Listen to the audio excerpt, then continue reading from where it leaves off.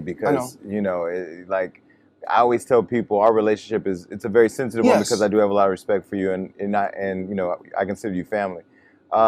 Your daughter Yaya dating NBA YoungBoy, and she's now pregnant, and people have been talking about it, and I've not even posted on Hollywood Unlocked because I feel like I'd rather have the conversation with you.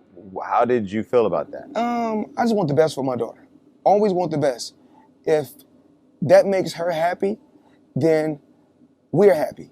Me and her mother is happy. But what I try not to do is get in her personal business, because once she's no longer under my roof, then you know what? It's between her and her better half.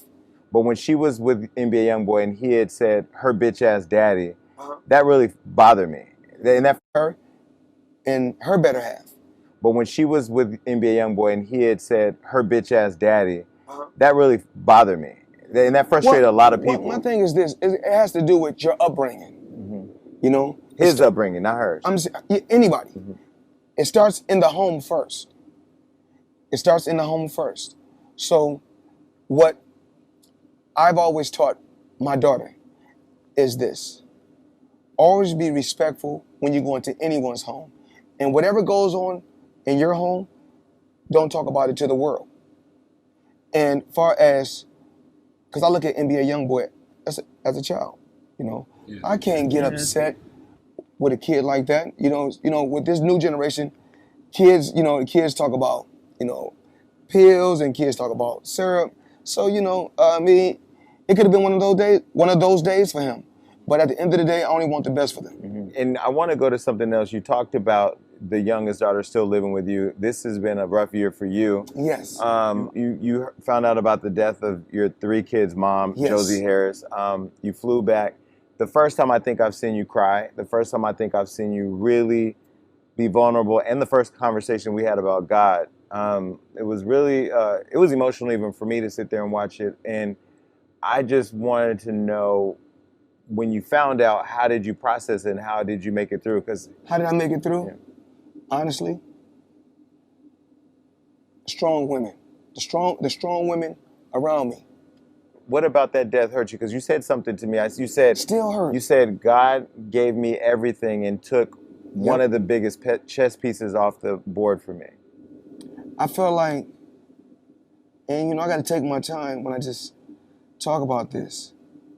When everything I asked for in life, everything I asked for in life, any and everything I ever thought about in life, I got. And I'll say this every day. Just for her to come back, I give it all back. Wow. That's real. That's.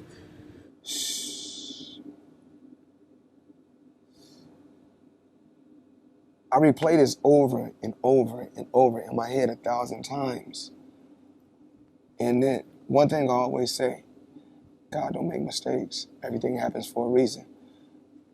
I mean, it's tough. Every day I think about it, it's tough. It's very, very touchy. Very touchy. And so one other thing that people may not know about you is, since I've been around, you've paid for a lot of funerals, but you don't go to funerals, but you went to Josie's. I had to. Why was it important? Was it for your kids? It was just, it was beautiful. I mean, when I go home one day, I want to go like that. I make sure I got her. I feel like she was a great woman.